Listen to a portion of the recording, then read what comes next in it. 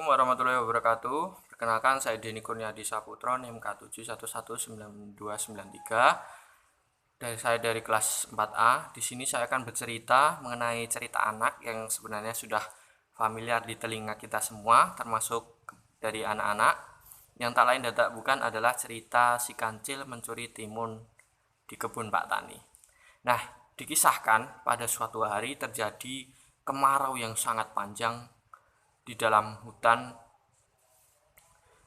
Para binatang kesusahan untuk mencari makanan yang biasanya mereka dapatkan. Sungai mengering dan sumber makanan yang biasanya didapatkan sekarang susah untuk didapatkan. Termasuk kancil. Dia sangat susah untuk mencari makanan yang biasanya dia cari di setiap hari. Kemudian si kancil punya inisiatif untuk pergi keluar hutan mencari makanan.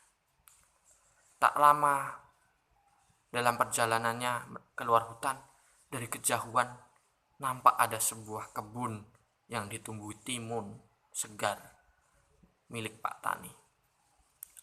Kancil tanpa pikir panjang mendatangi kebun tersebut dan makan timun-timun yang ada di situ.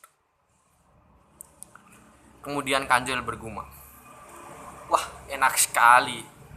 Aku di sini bisa mendapatkan makanan di kebun ini. Sungguh nikmat sekali." Setelah kenyang, Kancil kemudian kembali ke hutan dan berniat untuk datang kembali besok. Keesokan harinya, pemilik kebun timun tersebut yang tak lain adalah Pak Tani sangat terkejut. Dia melihat kebunnya berantakan dan timun yang siap dipanen malah berkurang. Kemudian Pak Tani bergumam dan berkata, "Aduh, kenapa ini kebun timunku? Kenapa berkurang dan berantakan seperti ini? Pasti ini ulah si pencuri."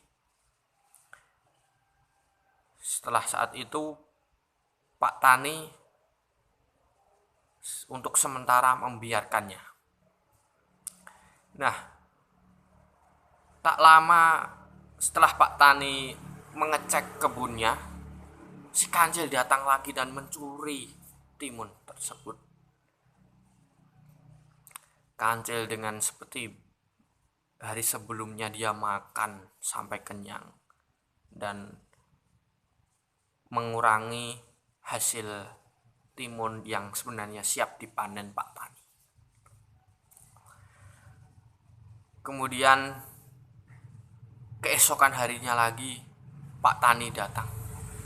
"Aduh, ya ampun. Kenapa timunku semakin berkurang dan kebunku semakin acak-acakan seperti ini? Aduh, ya ampun, dasar kau pencuri sialan." Kemudian Pak Tani punya inisiatif untuk menjebak si pencuri timun-timun di kebunnya. Pak Tani membuat sebuah orang-orangan sawah yang biasanya dipasang di sawah untuk menakuti hewan-hewan pengerat. Kemudian Pak Tani menancapkan orang-orangan sawah itu di tengah kebunnya dengan berharap agar si pencuri itu takut dengan apa yang ada di kebunnya itu. Keesokan harinya si Kancil datang lagi, tapi dari kejauhan sebelum dia sampai menuju kebun itu, dia dalam hati berkata, "Wah, ternyata ada penunggunya di situ. Dia masih berdiri di tengah kebun. Kalau gitu, aku tunggu saja di sini dari kejauhan. Aku tunggu dia pergi dulu, baru aku bisa makan timun di sana."